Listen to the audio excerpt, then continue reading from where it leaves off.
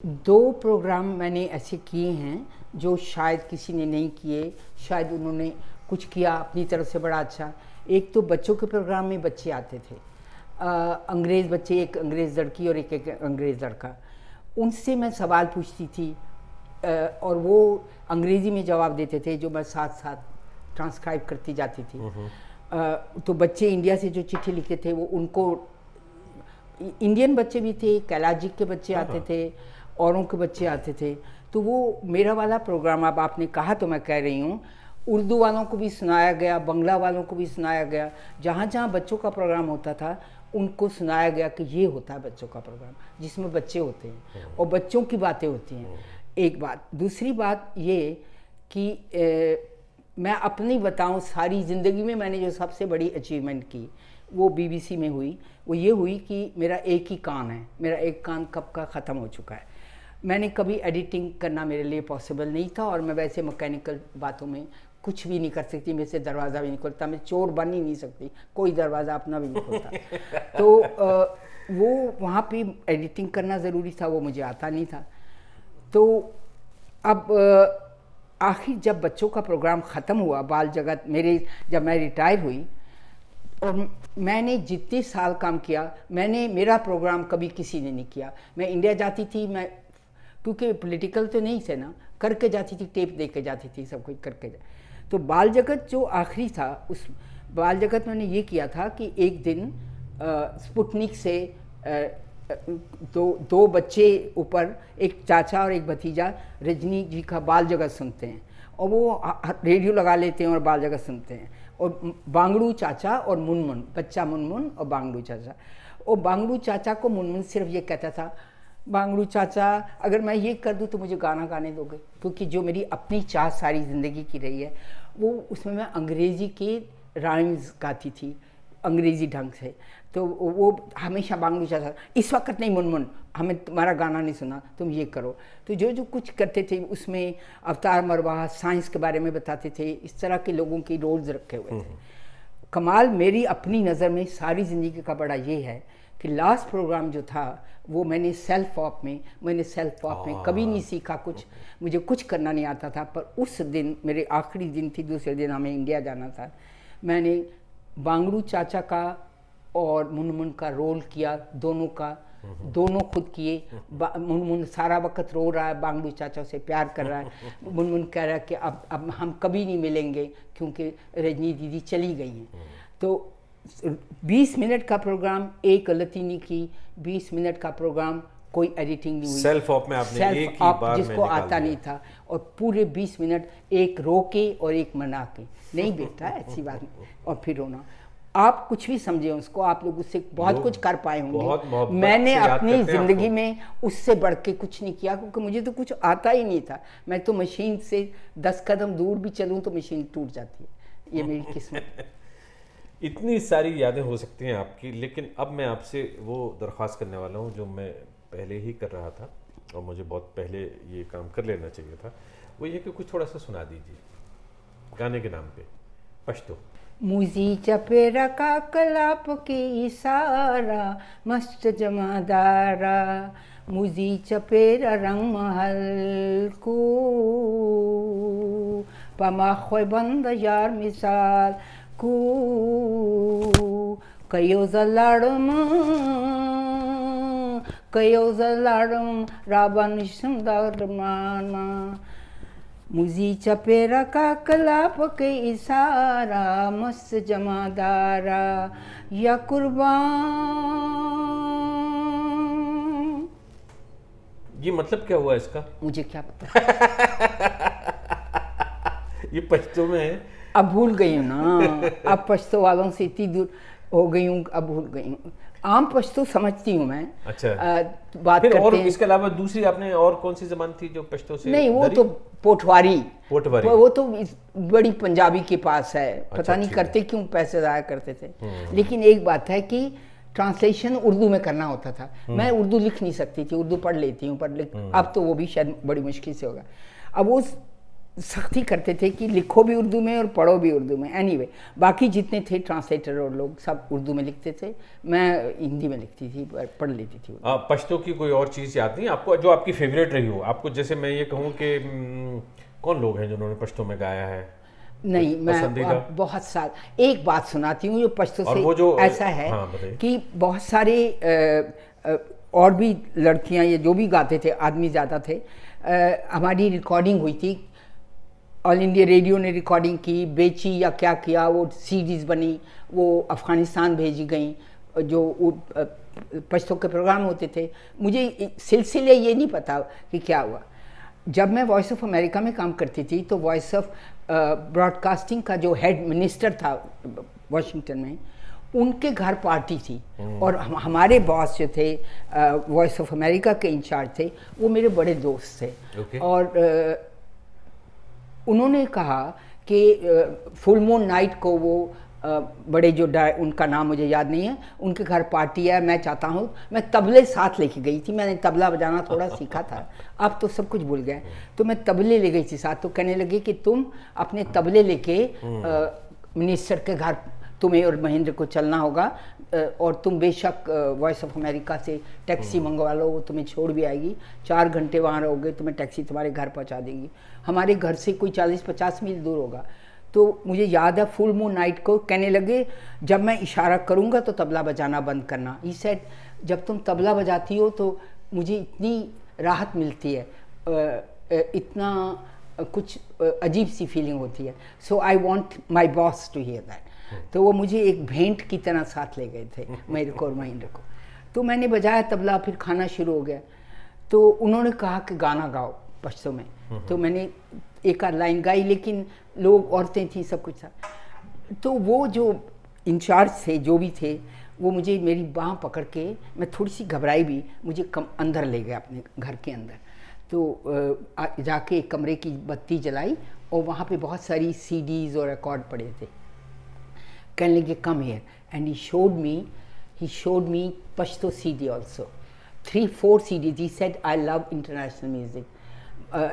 The day I want to spend with myself, I close the door and I listen to village folk music. And then he took out record and there was one of mine. Not just by my alone.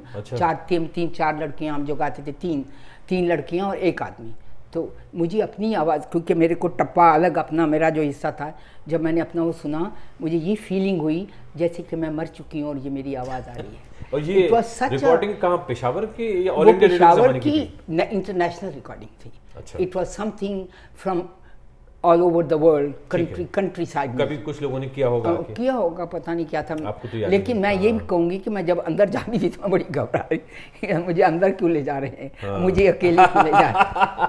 लेकिन फिर जब मैंने आवाज़ सुनी, I was so surprise, अच्छा my God, मैंने उनको नहीं कहा कि मेरी आवाज़। ठीक है, आप पश्तो के अलावा और हिंदी वगैरह में तो गा लेती हैं, खूब गाती हैं? मतलब मैं ये नहीं कह रहा कि देखिए आप कोई वैसा गा सकती हैं जैसे आपसे 40 साल पहले। देखो भैया, मैं अब सुनने वाले सब बड़े हैं, मेरे लिए म्यूज़िक एक उस लवर की तरह है जिसको मैं प्यार करती हूँ और जो मुझे प्यार नहीं करता। क्या बात, मैं बिल्कुल ये कहती हूँ, जिसने मुझे मौका नहीं दिया सीखने का। मैं अपने आप से मैं अपने आप क्लासिकल गाने की कोशिश करती हूँ, अपने आप गाने बनाती हूँ जो कि क्लासिकली गाए जाएं। आई नित नई रुत की बहार रे, आई नित नई रुत की बहार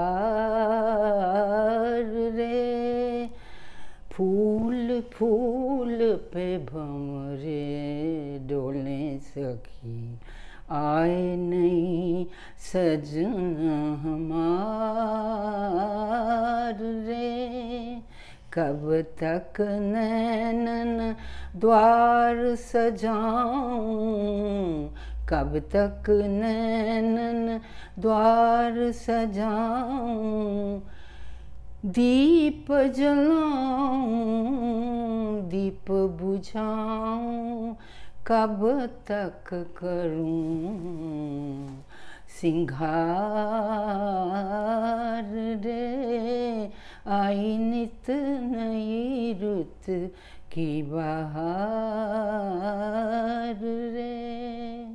वाह, क्या बात है, बहुत खूबसूरत। रजनी जी, आपने एक लंबा वक्त यहाँ सेंट्रल लंदन में गुजारा है, बड़े बड़े फ्लैट्स में रही हैं, अभी भी जहाँ आप रहती हैं वो भी बहुत मशहूर जगह है, बहुत ही मशहूर फ्लैट है।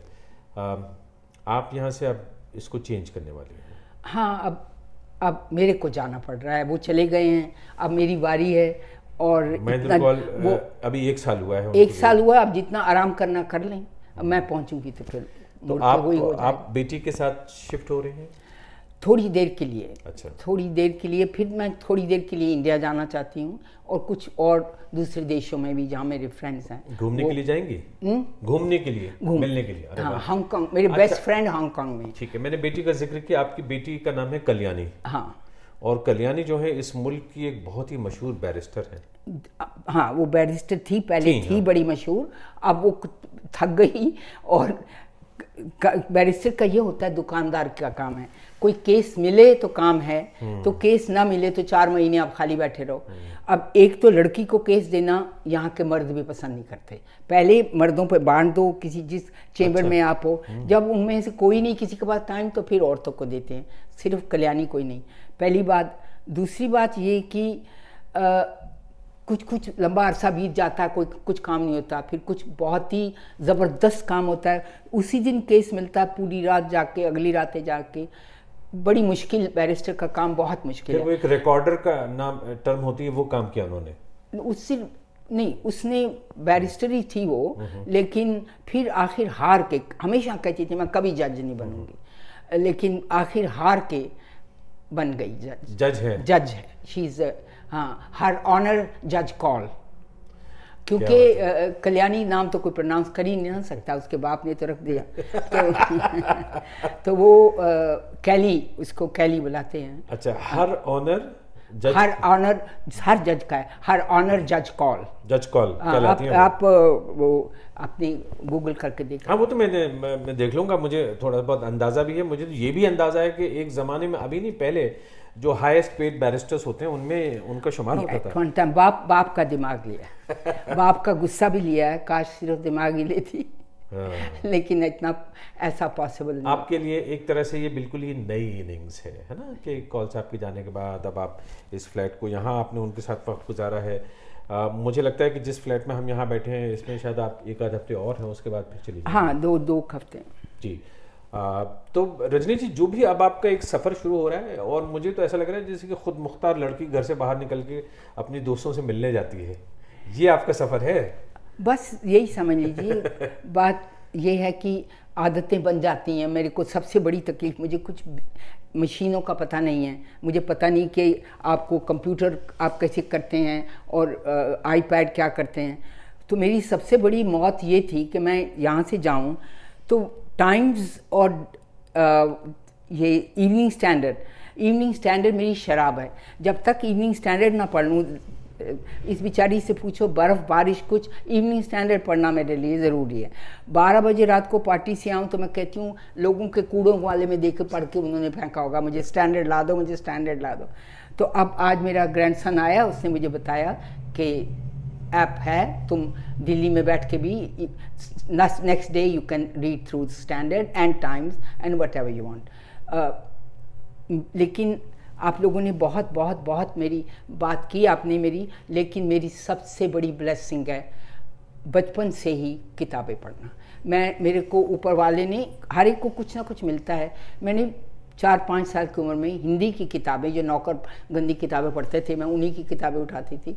मैंने हिंदी किसी ने मुझे नहीं सिखाई, मैं किताबें ही पढ़ी मैंने। उसके बाद 9 साल की हुई तो मैं अंग्रेज़ी की किताबें पढ़ने लग गई। तो मैं, अब कल क्या है पता नहीं, सलमा से पूछिए, a book a day. Salma वो है जो आपके साथ में रहती हैं और आपकी थोड़ी सेवा भी करती हैं। हाँ, और एक घर के सदस्य मेंबर की तरह से रहती हैं। मैंने खुद देखा आपको किताबें, आप तो 8-8, 6-6 घंटे किताब पढ़ती हैं। नहीं, इतना ये कम है। अच्छा, ये मैं इससे ये कम है। मैं सारा दिन पढ़ती हूँ। मैं बस से आती थी। हाँ। जिस दिन महीने घर होते थे, हमारे अलग रूटीन होती थी ना वॉइस ऑफ अमेरिका।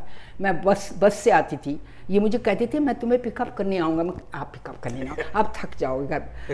2 बसें बदल के, जब किताब ख़त्म होती थी तो अगली बस लेती थी, तो फिर घर जाती थी। ये तो ये अलग है, मुझे सबसे बड़ी ब्लेसिंग भगवान ने बहुत बड़ी बात है। बहुत बहुत बड़ी शौक है blessing। हमेशा से, बहुत किताबें पढ़ी हैं आपने और पढ़ती रहती हैं लगातार। मुझे ये भी याद है कि जब आप बीबीसी में बुश हाउस में आती थी तो पैदल आती थी बहुत बार। मैं पैदल आती थी, चलते हुए एक दफ़ा एक लंबा ऊंचा अंग्रेज, मैं किताब पढ़ के उसके पेट में किताब मारी, उसने मेरी ऐसे ऊपर किया, लुक अप।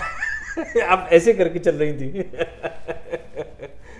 उफ, रजनी जी। हाँ, आप क्या कहूँ, आप आइए मेरी किताबें देखिए। ये हर 2 साल के बाद मैं चैरिटीज़ को भिजवा देती हूँ, क्योंकि घर में इतनी जगह नहीं। मेरी बेटी ने एक मुझे बड़ा कमरा दिया हुआ किताबों का, अब वो वापस ले गया आई थिंक। अब मुझे देनी पड़ेंगी ना, क्या मैं देती आई हूँ। मेरे पास उर्दू की पोइट्री भी है, मेरे पास पता नहीं कहाँ क्या छुपा के रखी हुई हैं चीज़ें, लेकिन किताबें छोड़ने का आपको पढ़ने का बहुत शौक रहा, बिल्कुल सही बात है। मैंने अपनी 3 किताबें रखी मेरे साथ जलने को। अच्छा, वो अलग से रखी हुई। अपनी बेटी को मैंने कह दिया। जलने का मतलब? जलने का मतलब कि मेरा क्रीमेशन होगा, फ्यूनरल नहीं होगा। वो मैंने पहले ही से करवा दिया। जब महेंद्र का किया तो अपना करवा दिया। I don't want any funeral, I want to enjoy it myself. I don't want people to come there and enjoy or just say ओ चली गई सारी, ये तो यही कहते हैं। पर